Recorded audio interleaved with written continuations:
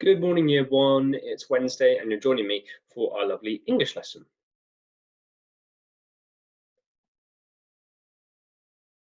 So, it's Wednesday, the 13th of January, and we're looking at our English lesson today, and we're carrying on looking at traditional tales. Now, I know yesterday you guys were looking at the key features, so you were looking in the toolkit, and you were looking for those key features.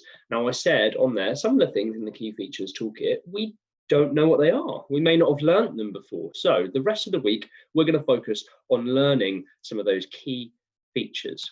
So the first key feature we're going to do is we're going to be identifying and using speech. So that is our learning intention today, to identify and use speech. Okay, and we're going to go through that very, very soon. But what I'd like you to do is, just like yesterday, you did a cold spell practice using our first 5 tricky words. So what I'd like you to do is I'd like you to repeat that today. Now you might be wondering, why are we doing this again, Mr. K? But the reason we do this again is because repetition helps us. Practice makes perfect. Have you ever heard that saying? Okay, well, it's true. Practice does make perfect. So there are some tricky words here. We've got no, n, o. Remember, it's the letter name, o, not an o. Of, it's not a v, it's a f, of. Okay, if there were 2 f's and it was the long f sound, it would be the word off, off, like turning the light switch off. But when you get rid of one of those, it turns into of. Okay, once, remember when we hear that w sound, it can actually sometimes be an oh at the start, like once and one. Okay, I remember our trick, we said it was like sounding out once, because the s sound is made with a curly k. And then r, it's not, this is are you ready? This is our classroom, or this is our car. Okay, so remember what we do is we look at the word, we say it nice and clearly, and we practice verbalizing it, speaking it. Then we cover it, or you can minimize the video. We learn how to minimize in our computing, or you can turn away and then you have a go at writing it, and then you can look back at the video and you can check. So what I'd like you to do is pause the video now, and I'd like you to go through those 5 words. Hopefully you will see an improvement as you continue to go along. So pause the video, give it a go, team.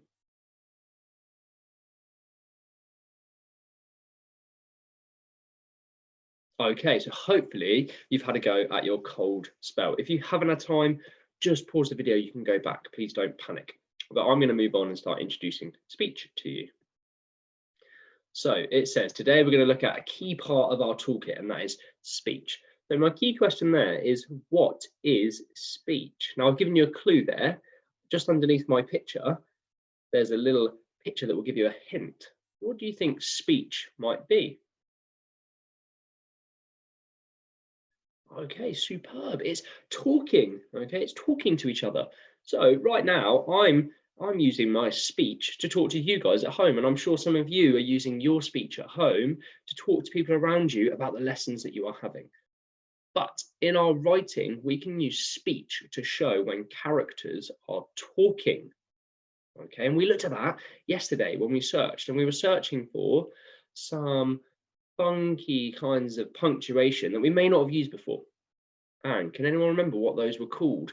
They look like this, and they hug letters. They hug what is being said. And I said it was like a speech sandwich. Okay, superb. Don't panic if you can't remember, because they're very tricky words. They are inverted commas. You might hear some people call them speech marks. That's okay as well. But we're going to call them inverted commas. And this is what they look like. Okay, what I like to think of is the first set look like a mini 66, 2 6s, and the end set look like 2 9s. Okay, now sometimes they might not look like 6s and 9s. They might just look like 2 lines like this. And again, that's okay, because some people draw them slightly differently. So it's up to you how you draw yours. You can draw them as a 66 at the start and a 99 at the end, or you can draw them as 2 lines. That's absolutely fine. So we're going to be looking and learning all about inverted commas and speech today. So our first game is called Spot the Speech. So I have got some speech on the screen, and what I'd like to do is I'd like to spot the inverted commas in the sentences. I've done the first one for you. Let's read it through and let's have a look. Someone's been sleeping in my bed, said Daddy Bear. Okay, now remember what we said, those inverted commas, they hug the bits that are being spoken out loud. So someone's been sleeping in my bed is being hugged by my inverted commas. We can see the 66 and the 99.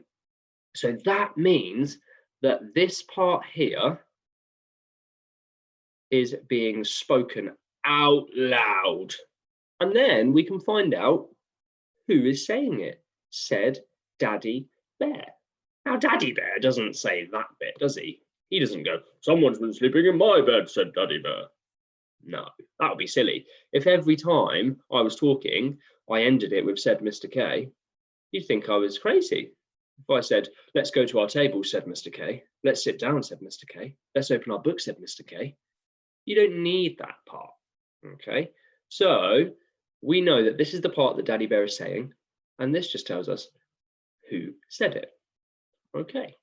Now, what I want you to do is I want you to see if you can spot the inverted commas in the next sentence. So let's read it out together. See if you can spot those inverted commas. If you can tap your screen where you can see those inverted commas. Remember, you're looking for a 66 and a 99, those inverted commas that are hugging the speech.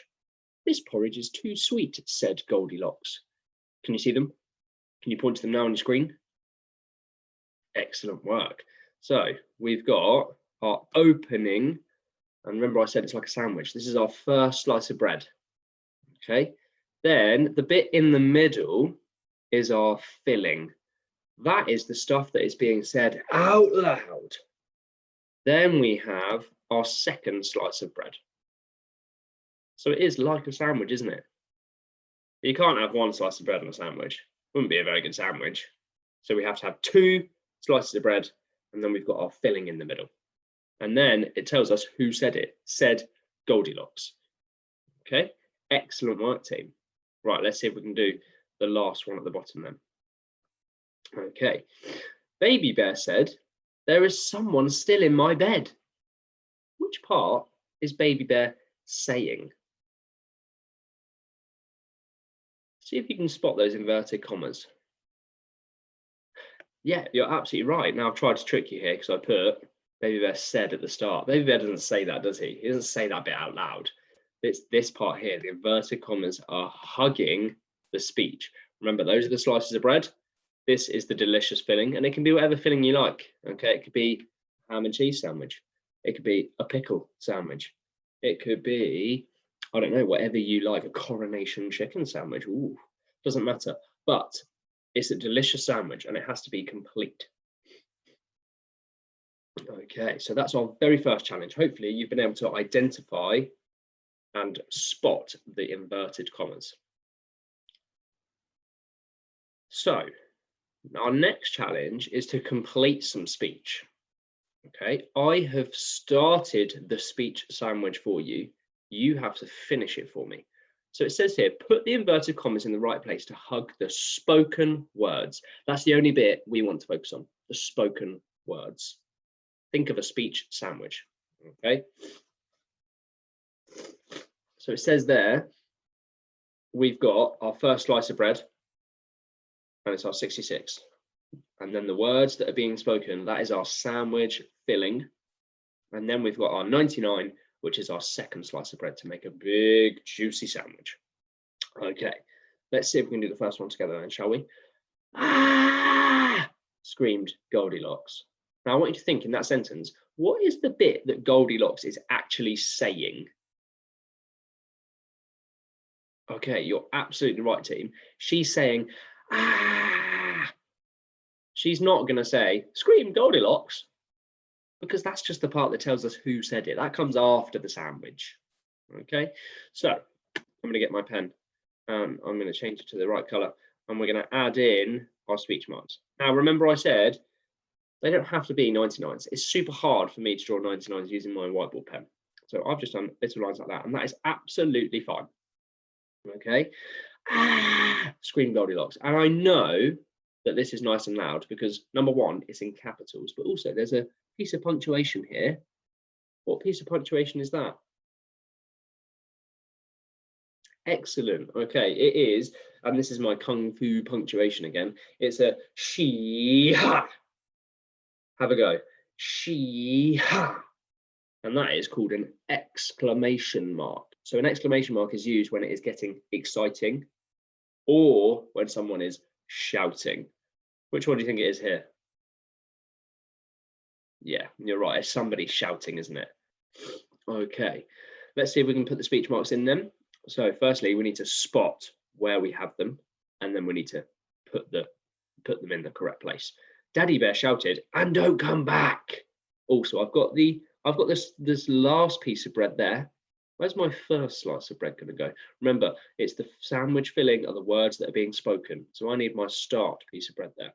Daddy Bear shouted, "And don't come back." What part is Daddy Bear shouting? Good. It's just this part, "and don't come back." So I'm going to draw my speech marks in here. Superb, team. Okay, last one. "Let's go for a walk," said Mummy Bear. So we know it's Mummy Bear talking because it said Mummy Bear. So we know it's Mummy Bear talking. Does Mummy Bear say that bit? No. It'd be very boring if Mummy Bear said Mummy Bear. No. So we need to start our sandwich. We've got the end here. Where's my start going to go? Brilliant. It's the start of the sentence because she says, "Let's go for a walk." Right. So we have identified the speech. We've now finished off some speech and completed the speech sandwiches.